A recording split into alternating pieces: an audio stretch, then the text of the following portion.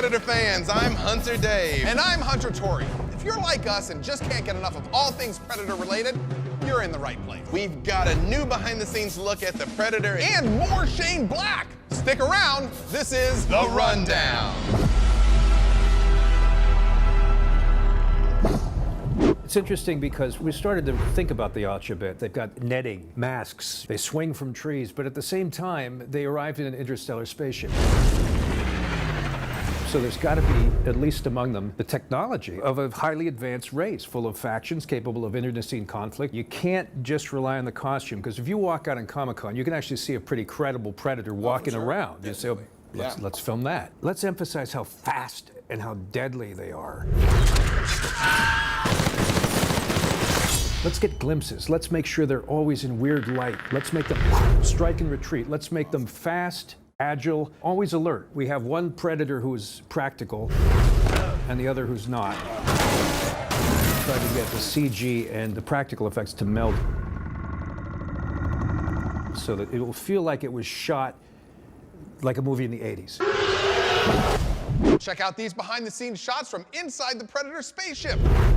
Now this is the kind of stuff I love seeing as a Predator superfan. Literal world building right before our eyes. It takes serious skill to fabricate sets like these, with such lavish attention to detail and a true Yautja aesthetic. Just amazing.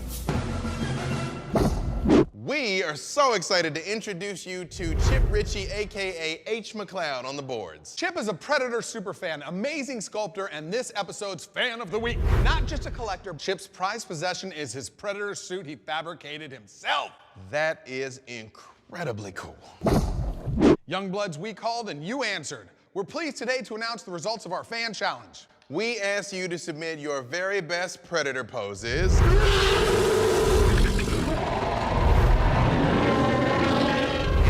More than obliged. Check out the winners now.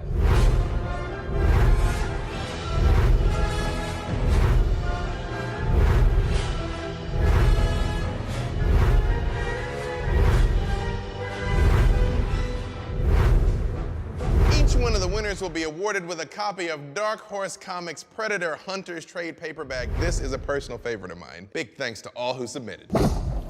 We are here with Mr. Randy Stradley of Dark Horse Comics. Can you tell us about the history of Dark Horse?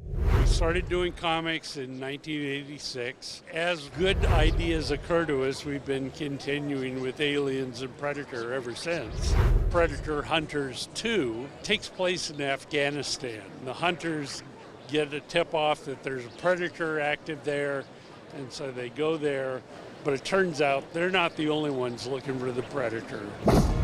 That's all the time we have today, fellow hunters. Don't forget to connect with us in the Predator official fan app. I'm Hunter Tory. And I'm Hunter Dave. Catch us next time on The Rundown.